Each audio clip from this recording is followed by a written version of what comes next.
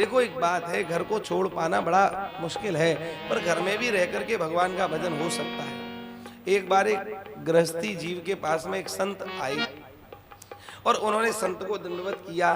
दंडवत करके कहा, महाराज क्या करें, हमको तो समय मिल नहीं पाता, घर गृहस्थी का बहुत अधिक काम है, पर आप तो वास्तव में बड़े ऊंचे त्यागी विरक्त हैं, आप हमारा प्रणाम स्वीकार कीजिए। वो त्यागी महात्मा पीछे खिसक गए। ए नहीं नहीं भैया, मैं बड़ा त्यागी, मैं कोई बड़ा बैरागी नहीं हूं, मुझसे बड़े त्यागी बैरागी तो तुम हो। गृहस्थी से कहा। वो एकदम सकपकाए, अरे महाराज ऐसा क्यों कहते हो, अरे हम तो गृहस्थी वाले जीव हैं और आप तो संत हो, आपने तो घर बिसराया।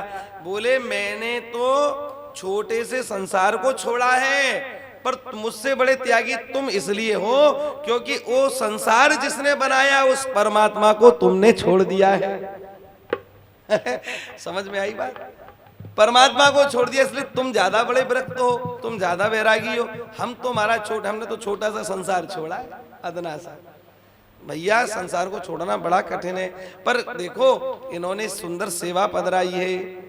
दुनियादारी में भटकते हुए जीव कोई की इतनी ख्याति, इतना सम्मान नहीं होता, क्योंकि वह जो भी कार्य करता है किसी स्वार्थ के वशीभूत करता है, इसीलिए उसका उतना ख्याति उसको नहीं मिल पाती।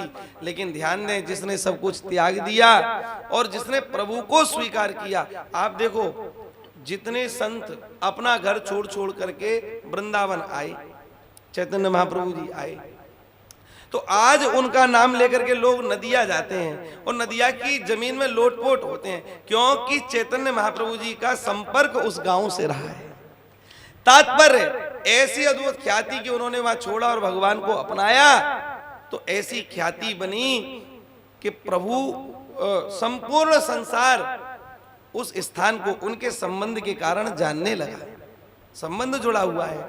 आज भी फलाव संत का, अरे बोले वहां से हैं, वहां मध्य प्रदेश, जय हो जय हो, राजस्थान, अरे जय हो, राजस्थान की भूमि से, ऐसा कहकर के संपूर्ण संसार उनकी ख्याति को सरमाथे पर रखता है, उनके सम्मान को सरमाथे पर रखता है।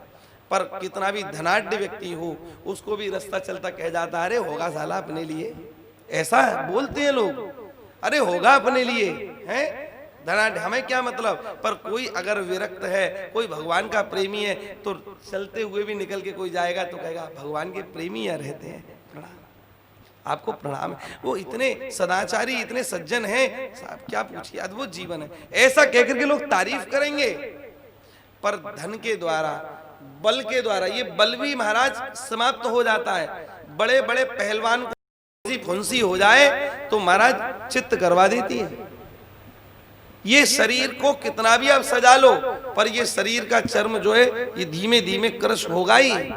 जैसे अंजुली में जल लो और कितना भी रोको उसको खूब एकाग्रता से, पर एक एक बूंद टपकती ही रहेगी। इसलिए ये शरीर का भी ऐसा ही होना है। तो इन सब में प्रीति ना करते हुए, प्रीति कहाँ करनी है, जहां प्रीति की आवश्यकता है।